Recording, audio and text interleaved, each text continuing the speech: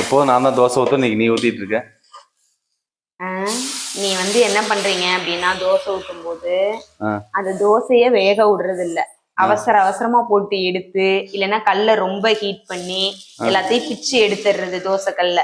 ஏன் தோசை ஒழுங்கா சுடலைன்னு கேட்டா கல்லு சரியில்லை, மாவு சரியில்லை அப்படின்னு சொல்றது. நான் சுட்டா மட்டும் எப்படி கரெக்டா வருது? இல்ல நாங்க கட்டாசு தான் சுட்டுட்டு இருக்கோம், நீங்க தான் ஏத்துக்கிற பக்கம் உங்களுக்கு இல்லைன்னு நினைக்கிறேன். அப்படிலாம் ஒன்றும் இல்லை. போட்டு நீ ஊத்துனதுக்கு அப்புறம் அந்த கல்லுல நான் வந்து தோசை ஊத்துனேன்னா தோசையே வரமாட்டேது, பிஞ்சு பிஞ்சிட்டு போகுது. அதனாலதான் வந்து இன்னைக்கு எனக்கு டைம் இருந்ததுனால நானே ஊத்தி கொடுக்கலாம் அப்படின்னு ஊத்திட்டேன். லஞ்சும் வந்து செஞ்சுட்டேன். டிஃபனுக்கு வந்து தோசை ஊத்திட்டு லஞ்சும் வந்து செஞ்சுட்டேன். லஞ்சுக்கு வந்து சாப்பாடு செஞ்சிருக்கேன். இன்னைக்கு வந்து மாங்காய் 2 சந்தையில வாங்கிட்டு வந்திருந்தேன். அதை வச்சு அப்படியே மாங்காய் தொக்கு மாதிரி பண்ணிருக்கேன். ஸ்வீட் அது ஸ்வீட் இல்ல, ஆனா கொஞ்சம் வெல்லம், புளிப்பு, காரம் எல்லாமே இதுல இருக்கும். இனிப்பு எல்லாமே தொக்கு மாதிரி சாப்பாடுல போட்டு சாப்பிடலாம். அதுக்கப்புறம் வேர்க்கடலை சட்னி வச்சிருக்கேன்.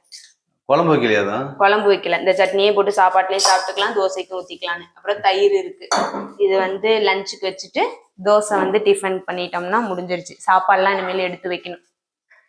பாய்.